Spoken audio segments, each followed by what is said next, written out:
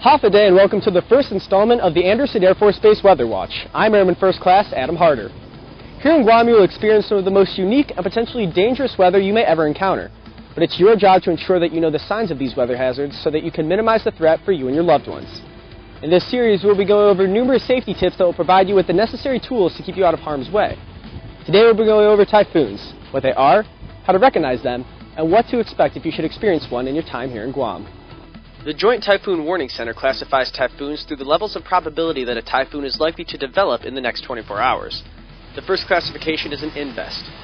Once it is recognized that an invest can develop into something of greater potential, they will classify it as either low, medium, or high, meaning there is a low, medium, or high probability of the invest turning into a tropical system within the next 24 hours, after which it can develop into a tropical depression, a typhoon, or a super typhoon. Take the threat seriously. It has been a long time since Guam has seen a typhoon, but we're always in T-Core 4, which means at any given point within 72 hours we could have a significant tropical system on top of us. It hasn't happened in a while, but it's very, very possible, and they're extremely dangerous. A typhoon is essentially the exact same kind of storm as a hurricane. The only difference is the name, since they are in separate regions of the world.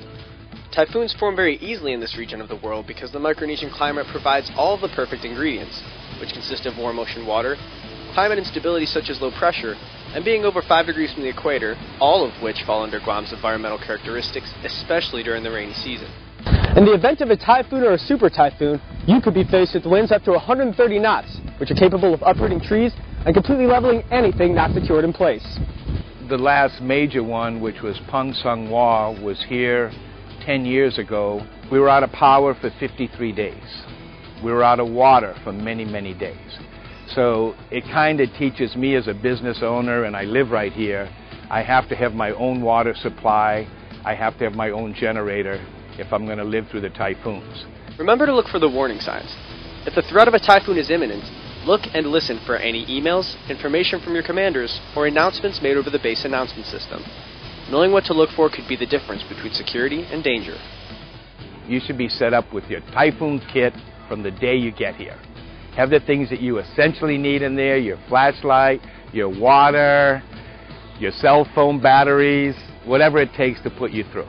Tune in for the next segment of the Andersen Air Force Base Weather Watch. Until then, I'm Airman First Class Adam Harder. Stay safe, Team Andersen.